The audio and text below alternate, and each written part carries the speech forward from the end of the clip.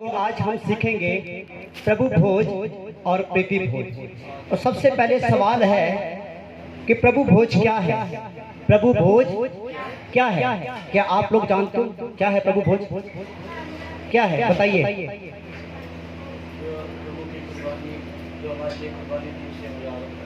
उसको हम प्रभु की कुर्बानी को हम याद करते हैं। हालेलुया। जब मसीह विश्वासी एक जगह इकट्ठे होकर प्रभु यीशु मसीह के यादगार बलिदान में रोटी तोड़कर बांटकर खाते हैं, समझ पा रहे खुदा के लोगों?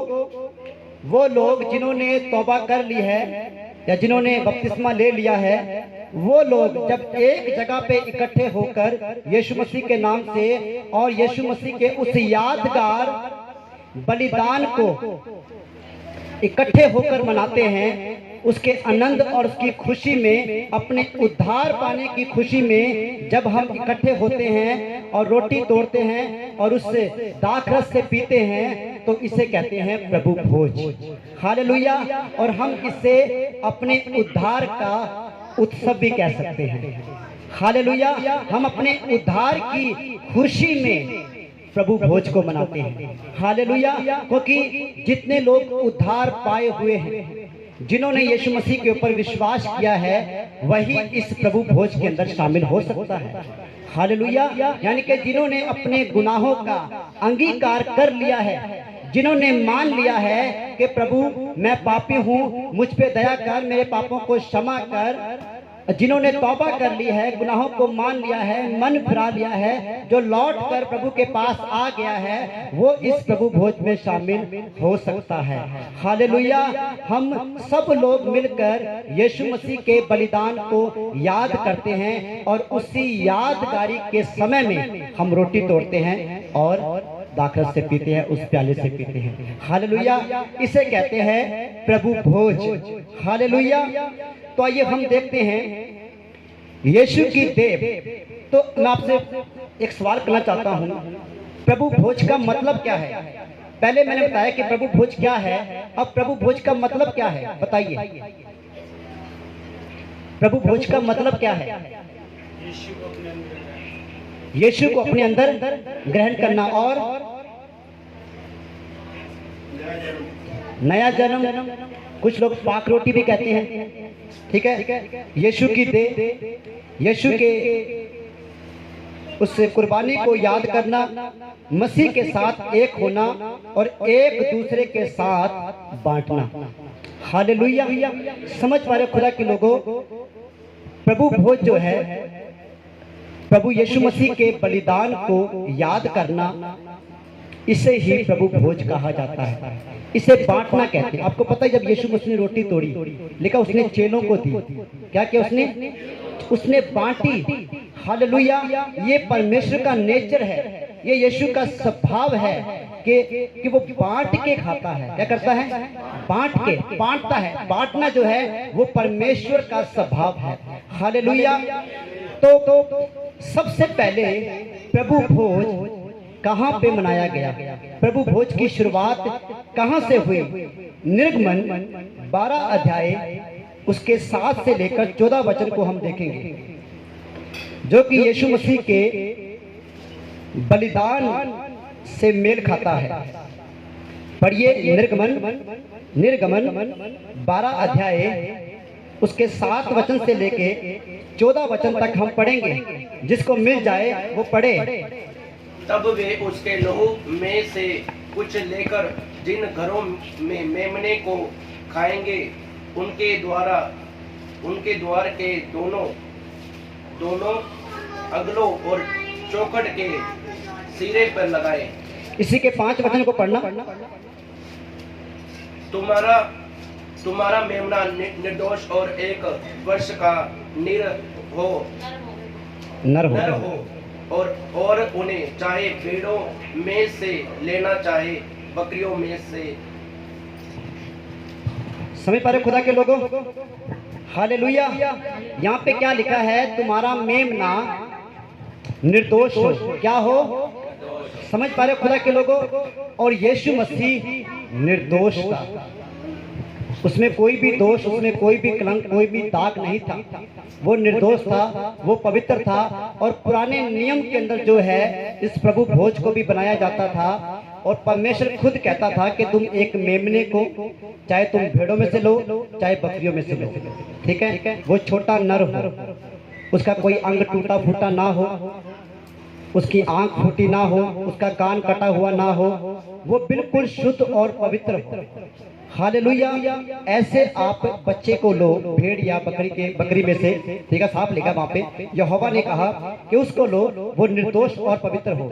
अब चले 7 वचन के अंदर देखिए, तब वे उसके लहू में से कुछ लेकर क्या करे, तब वे उसको मारे और उसके लहू में से कुछ लेकर जिन घरों में मेमने को खाएंगे, जिन घरों के अंदर उस मेमने को खाएंगे, उस घरों के अंदर उनके द्वारा दोनों ओलों, उनके द्वार के दोनों अलंगों और चौखट के सिरे पर लगाएं। हालेलुया। अब यहाँ पे क्या लिखा है, परमेश्वर ने कहा कि तुम उस मेमने को लेना, उसको मारना, उसके लहू को लेना, उसके लहू को अपने घर के चौखटों पर, ऊपर और नीचे, ठीक है, और अलंगों पर, दोनों साइड, चारों ओर उस लहू को लगाना। हालेलुया। समझ पा रहे खुदा के लोगों, परमेश्वर ने क्या कहा, अगर तुम मृत्यु से बचना चाहते हो, अगर तुम उस महामारी से बचना चाहते हो, उस क्लेश, उस संकट से बचना चाहते हो, तो मेमने का लहू जो है वो तुम्हारे घर की चौखट के ऊपर लगा हो। हालेलुया। और बाकी का आगे, बाकी का हिस्सा, और वे उसके मांस को उसी रात आग में भूंजकर अख़मीरी रोटी और कड़वे साग पात के साथ खाएं। हालेलुया। परमेश्वर ने क्या कहा, उसके मांस को उसी समय, उसी रात, उसको बचाना नहीं है भी हम इसको कल खाने नहीं, उसी रात उसी समय उसके मांस को ले और उसके मांस में से खाएं। हालेलुया। इससे दोबारा पढ़ना, और वे उसके मांस को उसी रात आग में भूनकर अख़मीरी रोटी और कड़वे साग पात के साथ खाए। हालेलुया। उसके मांस को आग में भूंद कर, उबाल के नहीं खाना, तड़का नहीं लगाना, कोई मसाला नहीं डालना, सिर्फ आग में भूंदना है और आग में भूंद कर उसके मांस को खाना है, इसलिए ताकि उसके लहू का अंश ना बचे। उसके पूरे लहू को अपनी चौखट के ऊपर, अपने घरों के ऊपर लगा देना। ये उस समय की बात है जब परमेश्वर ने उस मिस्र के अंदर 10 बड़ी विपत्तियां भेजी थी, और ये आखिरी विपत्ति थी जब परमेश्वर ने कहा कि मैं मिस्र के जो पहलौठे हैं उनको मारूंगा। समझ पा रहे हो, परमेश्वर ने अपने लोगों से कहा तुम लोग अपने घर में रहना, अपने गेट को बंद करना, अपने द्वार को बंद कर लेना और अपने घर के चारों चौखट के ऊपर उस मेमने के लहू को लगा देना, और जहां पे ये लहू लगा हुआ होगा मृत्यु का दूत उस जगह पे नहीं आएगा। हालेलुया। समझ पा रहे हो खुदा के लोगों, पुराने नियम के अंदर भी, निर्गमन के अंदर भी इस प्रभु को भोज को बनाया गया पहली बार परमेश्वर के द्वारा, और ये यीशु मसीह का महान चिन्ह था। ये यीशु मसीह को दिखा रहा था। हालेलुया। उस मेमने को लेना जो निर्दोष और पवित्र हो, और यीशु मसीह जो है वो परमेश्वर का निर्दोष और पवित्र बेटा है। हालेलुया। और वो हमारे लिए कुर्बान हुआ, और इससे प्रभु भोज को फसह का पर्व भी कहा जाता है। पर कारण क्या है, देखो पुराने नियम के अंदर फसह था, पुराने नियम के अंदर फसह यानी कि प्रभु भोज था। नए नियम के अंदर वो फसह यीशु मसीह खुद बन गया। हालेलुया। पुराने नियम का जो फसह था वो मेमना था, वो एक बच्चा था, ठीक है, और नए नियम का जो फसह है वो यीशु। हालेलुया। नए नियम का जो प्रभु भोज है, जो भोजन है, वो यीशु मसीह खुद है। हालेलुया। आज क्या होता है, तो देखिए हम परमेश्वर के वचन को देखते हैं। पहला कुरिन्थिया 5 अध्याय उसके 7 वचन को हम देखते हैं। देखिए पहला कुरिन्थिया 5 अध्याय उसकी 7 आयत को हम देखें। पुराना खमीर निकाल कर अपने आप को शुद्ध करो कि नया गूंदा हुआ आटा बन जाओ। पहला कुरिन्थिया 5 का 7 हुई है। क्या लिखा है? पुराना खमीर पुराना निकाल कर खमीर निकाल कर अपने आप को शुद्ध करो कि नया गूंथा हुआ आटा बन जाओ। हालेलुया। परमेश्वर क्या कह रहा है कि अब तुम्हें उस बकरे को, उस बछड़े को देने की आवश्यकता नहीं है। अब तुम्हें उस बकरे का मांस खाने की आवश्यकता नहीं है। उस खमीर को निकाल दो, उस व्यवस्था को निकाल दो। अब तुम्हें क्या है, नए खमीर के अंदर यानी कि नए अनुग्रह में आना है। हालेलुया। अब तुम्हें एक नई व्यवस्था में, अब तुम्हें एक नए नियम में आना है जो कि यीशु मसीह के लहू के साथ संबंध रखता है। हालेलुया। तो आगे बढ़िए, यूहन्ना 1:29। यूहन्ना सुसमाचार पहला अध्याय उसके 29 वचन को हम देखेंगे। परमेश्वर कहता है कि हम पुरानी बातें छोड़ दें, अब जो है हम यीशु मसीह के ऊपर विश्वास करें, क्योंकि जो पुराने नियम में था वो यीशु मसीह की छाया थी, वो नए नियम की छाया थी। हालेलुया। परमेश्वर ने जो पुराने नियम में किया वो आने वाले समय का चिन्ह था। हालेलुया। जो पुराने नियम का जो बछड़ा है, जो मेमना है, वो नए नियम का यीशु है। हालेलुया। पढ़िए से। दूसरे दिन उसने यीशु को अपनी ओर आते देखकर कहा, देखो यह परमेश्वर का मेमना है जो जगत का पाप उठा ले जाता है। हालेलुया। यूहन्ना जो है यरदन नदी के किनारे बपतिस्मा दिया करता था और उसने लोगों से कहा, देखो पहले तुम मेमने को बलि करते थे, पहले तुम मेमने को बलि करते थे, पशु को मारते थे, अब देखो ये परमेश्वर का मेमना है। हालेलुया। समझ पा रहे खुदा के लोगों, परमेश्वर ने यूहन्ना के द्वारा यीशु मसीह की पहचान करवाई कि जो पहले वाला मेमना है वो जा चुका है, पुराना खमीर जा चुका है और नया खमीर आ गया है। उसने कहा कि देखो, ध्यान से देखो, ये परमेश्वर का मेमना है जो जगत के पापों को उठा ले जाता है। हालेलुया। पुराने मेमने ने पाप ढके पर नए मेमने ने पाप मिटा दिए। हालेलुया। खुदा के लोगों, क्या आप समझ पा रहे हो? पुराने मेमने ने सिर्फ 1 साल के लिए पाप ढके थे, वो सिर्फ पापों को ढकता था, मिटाता नहीं था। पर नए नियम का मेमना यानी कि प्रभु यीशु मसीह, उसने सारे जगत के पापों को उठा लिया, अपने ऊपर ले लिया। हालेलुया। समझ पा रहे खुदा के लोगों, यीशु ने हमारे पापों को, हमारे अपराधों को, हमारे रोगों को अपने ऊपर ले लिया और उन पापों को उठाकर चला गया। हालेलुया। क्या हुआ? देखो यह परमेश्वर का मेमना है जो जगत के पाप उठा ले जाता है। कहाँ पे? क्रूस पे। हालेलुया। उसने हमारे पापों को लेकर वो क्रूस पे चढ़ गया, वो क्रूस पे चला गया। उसने सिद्ध बलिदान किया, उसने एक ही बलिदान किया, एक ही बार ऐसा बलिदान किया कि दोबारा हमें बलिदान देने की आवश्यकता नहीं है। अब हम दोबारा हमें भेड़ और बकरियां चढ़ाने की आवश्यकता नहीं है। हालेलुया। अब परमेश्वर हमसे मेढ़े नहीं मांगता है, अब परमेश्वर हमसे यीशु मसीह के प्रति विश्वास मांगता है। हालेलुया। तो आगे बढ़िए, इब्रानियों की पुस्तक 9 अध्याय उसके 25 से लेकर 28 तक हम पढ़ेंगे। Thank you Jesus.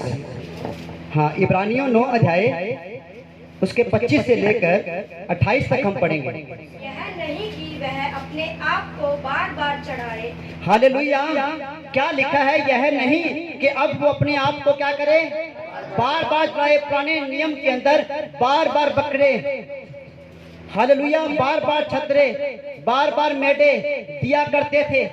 समझ पा रहे खुदा के लोगों, बार बार होता था, हर साल होता था वो, कोई साल के बाद, कोई 6 महीने के बाद, कोई 2 साल के बाद, कोई 1.25 साल के बाद दिया करते थे बार बार। अब लिखा कि ऐसा नहीं कि वो बार बार अपने आप को चढ़ाए। आगे, जैसा कि महायाजक प्रतिवर्ष दूसरे का लहू लिए पवित्र स्थान में प्रवेश किया करता है। हालेलुया। जैसे कि पुराने नियम के अंदर जो याजक थे वो लहू को लेकर पवित्र स्थान के अंदर प्रवेश किया करते थे। आगे, नहीं तो जगत की उत्पत्ति से लेकर उसको बार बार दुख उठाना पड़ता, पर अब युग के अंत में वह एक बार प्रकट हुआ है। हालेलुया। क्या लिखा कि अगर यीशु मसीह हमारे लिए बलिदान ना होता सुनिए ध्यान से, अगर यीशु मसीह हमारे लिए क्रूस पे कुर्बान ना होता, अगर वो हमारे पापों को ना उठाता, नहीं तो उसे जगत की उत्पत्ति से लेकर बार बार अपने आप को क्रूस पे देना पड़ता, बार बार चढ़ता, हर साल यीशु मसीह क्रूस पे जाता। पर क्या हुआ, उसने एक ही बार सिद्ध बलिदान किया है, एक ही बार वो क्रूस के ऊपर चढ़ा है। हालेलुया। आपको पता है कि जब कोई विश्वासी पाप करता है, पाप करने के बाद जब वो बार बार क्षमा मांगता है, तो वो यीशु मसीह को क्रूस पे चढ़ाता है, यीशु मसीह उसके लिए क्रूस पे चढ़ता है। समझ पा रहे खुदा के लोगों, क्या यीशु मसीह आपके लिए एक बार क्रूस पे चढ़ा, क्या ये काफी नहीं है? बताओ, क्या ये काफी नहीं है? बार बार प्रभु यीशु मसीह मेरे पापों को क्षमा करे, हाँ बेटा मैं क्रूस पे चढ़ता हूँ। समझ पा रहे खुदा के लोगों, जो अपने मन से और अपनी आत्मा के अंदर से यीशु मसीह के बलिदान को निकाल देते हैं, अक्सर वही लोग बार बार पाप में पड़ते हैं। समझ पा रहे खुदा के लोगों, और ये प्रभु भोज हमें इसलिए दिया गया ताकि हम बार बार पाप ना करें। हालेलुया। ताकि हम याद रखें, क्योंकि लिखा है स्मरण के लिए किया करो, यादगारी के लिए किया करो। हालेलुया। हम पाप क्यों करते हैं? बार बार गलतियां क्यों करते हैं? बार बार पाप में क्यों पड़ते हैं? क्योंकि हम यीशु मसीह के बलिदान को तुच्छ जानते हैं, भूल जाते हैं हम उसे। और सिर्फ पता कब याद आता है? जिस दिन प्रभु भोज देते हैं, हाँ प्रभु तो मेरे लिए मरा। प्रभु कहेगा 2 दिन पहले मैंने क्या किया। समझ पा रहे खुदा के लोगों, जब तू शनिवार को रात को 10:30-11 बजे अपने कमरे के अंदर पाप कर रहा था और मैं तुझे रोक रहा था, ना कर, क्या उस समय तुझे याद नहीं है कि मैं क्रूस पे चढ़ाऊं तेरे लिए? मैंने तेरे इस पाप को भी अपने ऊपर ले लिया है, मैंने तेरे इस पाप की भी कीमत चुकाई है। समझ पा रहे खुदा के लोगों, सिर्फ प्रभु भोज वाले दिन ही हम याद करते हैं। कहते यादगारी के लिए किया करो। यादगारी का मतलब है रेगुलर। हालेलुया। समझ पा रहे खुदा के लोगों, ये प्रतिदिन होना चाहिए। हम प्रार्थना करते प्रभु तेरा धन्यवाद तेरी कुर्बानी के लिए, पर जब पाप करते हैं उस समय क्या होता है? उस समय वो कुर्बानी कहाँ पे जाती है? उस समय वो बलिदान कहाँ पे खिसक जाता है? बताइए, उस समय आपका प्रभु कौन बन जाता है? हालेलुया। खुदा के लोगों, क्या आप समझ पा रहे हो? परमेश्वर के बलिदान को तुच्छ ना जानो। हालेलुया।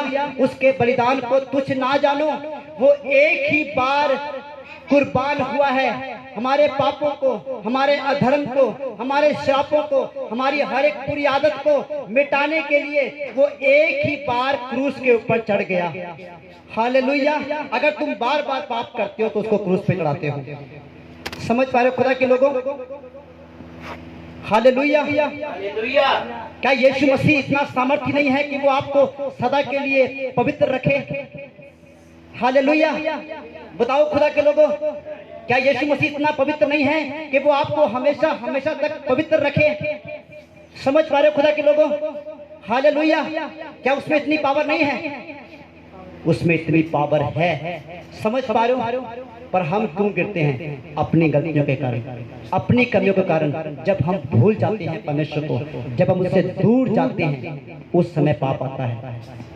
समझ पा रहे खुदा के लोगों, बाइबल कहती है पाप इंसान को परमेश्वर की महिमा से दूर करता है, दूर। समझ पा रहे खुदा के लोगों, पाप क्यों आता है आपके जीवन के अंदर? ताकि वो आपको यीशु मसीह की महिमा से, उसके अनुग्रह से, उसकी सामर्थ्य से दूर ले जाए, उसके स्वभाव से दूर ले जाए।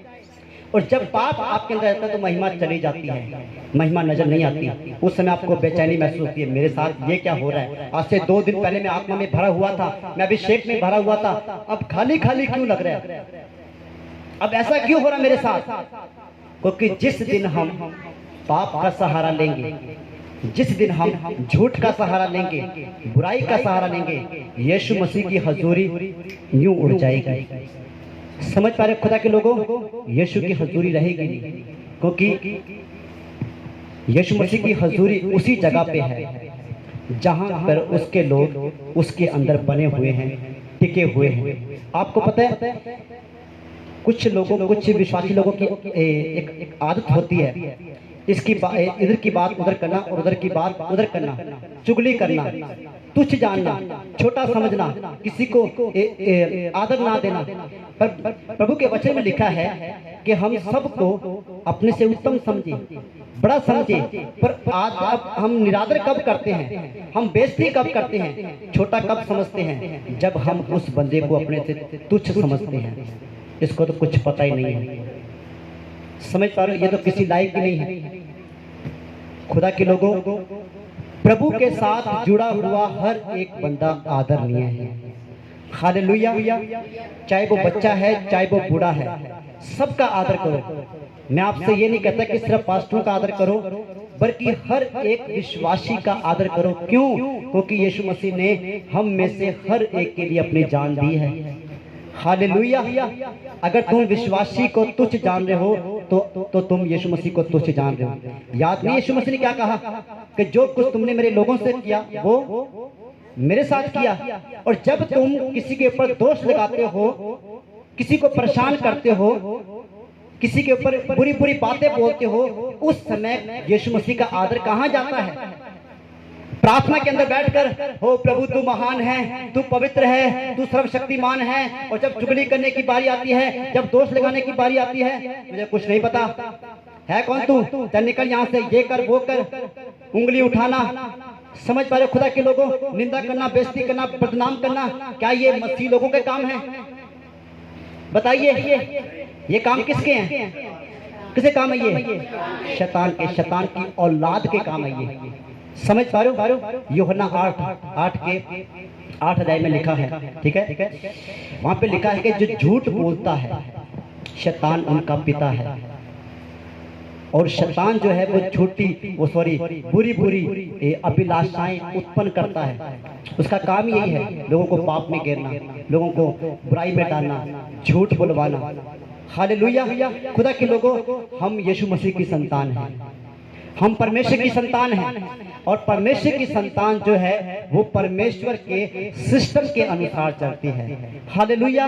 उसके वचन के अनुसार चलती है। और क्या हुआ, इसे पढ़े, इब्रानियों 25 से शुरू हो जाए। पढ़िए पढ़िए बबी, पढ़िए। यह नहीं कि वह अपने आप को बार बार चढ़ाए, यह नहीं कि यीशु मसीह आपको अपने आप को बार बार चढ़ाए। हालेलुया। यीशु मसीह अब अपने आप को बार बार नहीं चढ़ाएगा। फिर जैसा कि महायाजक प्रतिवर्ष दूसरे का लहू लिए पवित्र स्थान में प्रवेश किया करता है। जैसे कि महायाजक पुराने समय के अंदर, जो पुराने समय के जो पास्टर थे, नबी थे, रसूल थे, जैसे कि वो करते थे, अब वैसे नहीं होगा। अब नहीं तो जगत की उत्पत्ति से लेकर उसको बार बार दुख उठाना पड़ता। आगे पर अब युग के अंत में वह एक ही बार प्रकट हुआ है। हालेलुया। अब वो युग के अंत में कब प्रकट हुआ है? हम अंत के दिनों में हैं। वो एक ही बार प्रकट हुआ है और एक ही बार बलिदान चढ़ा है। हालेलुया। हो गया पूरा ये? पढ़िए। ताकि अपने ही बलिदान के द्वारा पाप को दूर कर दे। हालेलुया। ताकि अपने ही बलिदान के द्वारा, अपने कोड़े खाने के द्वारा, अपने गाड़े जाने के द्वारा पाप को क्या कर दे? दूर कर दे। क्या कर दे? दूर कर दे। बोलो, यीशु ने मेरे पापों को, यीशु ने मेरे पापों को क्रूस के द्वारा, अपने बलिदान के द्वारा मुझसे हमेशा हमेशा के लिए दूर कर दिए हैं। आमीन। आगे बढ़िए। और जैसे मनुष्यों के लिए एक बार मरना और उसके बाद न्याय का होना नियुक्त है, आगे वैसे ही मसीह भी बहुतों के पापों को उठा लेने के लिए एक बार बलिदान हुआ, और जो लोग उसकी बाट जोते हैं उनके उद्धार के लिए दूसरी बार बिना पाप उठाए हुए दिखाई देगा। हालेलुया। जैसे मनुष्य एक बार पैदा होता है और एक ही बार मरता है, उसी तरह से मसीह भी पूरे जगत को बचाने के लिए क्रूस पे चढ़ा है, एक ही बार बलिदान हुआ है। हालेलुया। अब वो अपने उद्धार पाए हुए लोगों को, अब वो अपने पवित्र लोगों को, अब वो अपनी आत्मा से भरे हुए लोगों को बादलों पर लेने के लिए आएगा। हालेलुया। अब वो हमें लेने के लिए आएगा और उसने उस तैयारी के लिए उस तैयारी के लिए, अपने आप को तैयार करने के लिए हमें एक तरीका दिया है ताकि हम अपने आप को शुद्ध और पवित्र रख सकते हैं। लगातार हम अपने आप को प्रभु में मजबूत कर सकते हैं। उसने अपने चेलों को बुलाया और इकट्ठा किया। बाइबल बताती है कि उसने अपने चेलों को इकट्ठा किया और उसने रोटी और दाखरस मंगाया। ठीक है, और क्या हुआ? लूका की पुस्तक 22 अध्याय इसके 19 से लेकर 21 तक हम पढ़ेंगे। फिर उसने रोटी ली और धन्यवाद करके तोड़ी। हालेलुया। क्या हुआ? जब यीशु मसीह अपने चेलों के बीच में था, उस प्रभु भोज के दिन उसने क्या ली? उसने क्या ली? रोटी ली। उसने रोटी ली और धन्यवाद करके उसको तोड़ी। हालेलुया। धन्यवाद के साथ यीशु मसीह रोटी तोड़ी और उनको ये कहते हुए दी, हे मेरी देह है और जो तुम्हारे लिए दी जाती है। हालेलुया। यीशु मसीह ने रोटी ली, धन्यवाद किया और तोड़ी और उनसे कहा, ये मेरी क्या है? देह, ये मेरा शरीर है जो तुम्हारे लिए तोड़ा जाता है। खुदा के लोगों, जिस समय यीशु मसीह उस रोटी को तोड़ रहा था, वो यीशु मसीह वो रोटी थी, वो यीशु मसीह का शरीर नहीं था। समझ पा रहे खुदा के लोगों? पर उसने ये समझकर तोड़ी, ये जानकर तोड़ी, ये कहकर तोड़ी कि ये मेरा शरीर है। हालेलुया। समझ पा रहे खुदा के लोगों? यीशु ने क्या कहा कि अगर तुम या ब्रेड या डबल रोटी या कोई और रोटी, कुछ भी जो भी तुम खाते हो, ठीक है, उसको तुम मेरी देह समझकर तोड़ना। वो इस यादगिरी के विषय में है कि मेरा शरीर जो है तुम्हारे लिए तोड़ा गया था। जब भी तुम रोटी को तोड़ोगे तो तुम धन्यवाद करना कि प्रभु यीशु मसीह, मैं आपका धन्यवाद करता हूँ कि इसी तरह से आपका शरीर भी मेरे लिए तोड़ा गया। आपको कोड़े मारे गए, आपको घायल किया गया, आपकी दाढ़ी को नोचा गया, आपके ऊपर थूका गया। यशायाह में लिखा है कि उसके गलमोछ को नोचा गया। हालेलुया। और उसके ऊपर थूका गया। खुदा के लोगों, यीशु मसीह ने हमारी शर्मिंदगी को, हमारी निंदा को, हमारी बेइज्जती को अपने ऊपर लिया है। हालेलुया। क्या लिया है? अपने ऊपर लिया है। अगर आज कोई हमें ऊंची आवाज में बोल जाए ना तो बेइज्जती महसूस होती है। भूल जाता है कि यीशु मसीह ने मेरी शर्मिंदगी उठा ली है, मुझे कोई फर्क नहीं पड़ता। चाहे कोई मेरी बेइज्जती करे, चाहे कोई मेरा आदर करे, चाहे कुछ भी बोले, मुझे कोई फर्क नहीं पड़ता। मुझे सिर्फ यीशु मसीह की ओर देखना है। हालेलुया। किसकी ओर? यीशु की ओर। मैं जानता हूँ कि उसने मेरी शर्मिंदगी उठा ली है। मैं जानता हूँ कि उसने मेरी निंदा उठा ली है। उसने मेरा अनादर ले लिया है। महिमा उसकी हो। हालेलुया। आदर उसका हो। क्या हुआ? आगे बढ़े। रोटी ली और धन्यवाद किया और तोड़ी और कहा कि ये मेरी देह है, स्मरण के लिए यही किया करो। उसने कहा मेरे स्मरण के लिए, मुझे याद करने के लिए यही किया करो, यही करना है तुम्हें। हालेलुया। अगर तुम यीशु मसीह के बलिदान को याद रखना चाहते हो, अगर तुम लगातार धार्मिकता में और पवित्रताई में चलना चाहते हो, तो तुम्हें यही करना पड़ेगा। अब ये बात जरूरी नहीं है कि पास्टर आपके पास आए और वो आपको प्रभु का भोज दे। समझ पा रहे हो खुदा के लोगों? अगर तुम 4-5 विश्वासी या 1 या 2 आप घर में इकट्ठे हो तो तुम प्रभु भोज ले सकते हो। हालेलुया। पास्टर का होना कोई भी अनिवार्य नहीं है। समझ पा रहे हो खुदा के लोगों? तुम अपने घर के अंदर इकट्ठे होकर, जमा होकर परमेश्वर के वचन को पढ़े। ठीक है, पहला कुरिन्थिया 11 अध्याय 23 से लेकर आगे 27-28 तक उसको पढ़े। वहाँ पे प्रभु भोज के विषय में लिखा है। ठीक है, उस वचन को पढ़ के अपने घर के अंदर आप रोटी तोड़ सकते हो और उस दाखरस से पी सकते हो। हालेलुया। तो क्या हुआ? आगे। इसी रीति से उसने भोजन के बाद कटोरा भी यह कहते हुए दिया, यह कटोरा मेरे उस लहू में जो तुम्हारे लिए बहाया जाता है नई वाचा है। हालेलुया। क्या हुआ? उसने रोटी के बाद, भोजन के बाद उसने कटोरा लिया और क्या कहा? ये कटोरा लहू है। क्या है ये मेरा लहू है। उसके अंदर लहू नहीं था, उसमें अंगूर का रस था, दाखरस था। पर उसने कहा कि तुम्हें ये समझ कर लेना है कि ये मेरा लहू है जो नई वाचा है। क्या है? नई वाचा। हालेलुया। और ये नई वाचा जो है मसीहों के लिए एक नया अनुग्रह है। हालेलुया। क्या है? नया अनुग्रह जो हमारे कामों के आधार पे नहीं, जो कि यीशु मसीह के बलिदान के ऊपर निर्भर है। हालेलुया। उसने हमारे लिए सब कुछ कर दिया है। उसने हमारे लिए सब कुछ किया है ताकि हम उसमें बने रहें और बढ़ते जाएं। हालेलुया। खुदा के लोगों, प्रभु का धन्यवाद हो इस वचन के लिए, क्योंकि प्रभु भोज जो है वो बहुत ही सामर्थी और पावरफुल वचन है। हालेलुया। तो हम एक नजर डालेंगे प्रीति भोज के ऊपर। हालेलुया। प्रीति भोज को देखें, प्रेरितों के काम 2 अध्याय उसके 45 और 46 वचन को हम देखते हैं। पढ़िए। प्रीति भोज क्या है? अगर तुम प्रभु भोज के लिए इकट्ठे हुए हो, तुम्हारे अंदर सहमति नहीं है, प्रीति नहीं है, तो प्रभु भोज व्यर्थ है। समझ पा रहे हो खुदा के लोगों? हमें इस प्रीति भोज को भी जानना बहुत जरूरी है। पढ़िए। वे अपनी अपनी संपत्ति और सामान बेच कर और जैसा जिसकी आवश्यकता होती थी बांट दिया करते थे। वे प्रतिदिन एक मन होकर मंदिर में इकट्ठे होते थे और घर घर रोटी तोड़ते हुए आनंद और मन की सिधाई से भोजन किया करते थे। हालेलुया। यहाँ पे क्या लिखा है प्रीति भोज के विषय में कि वे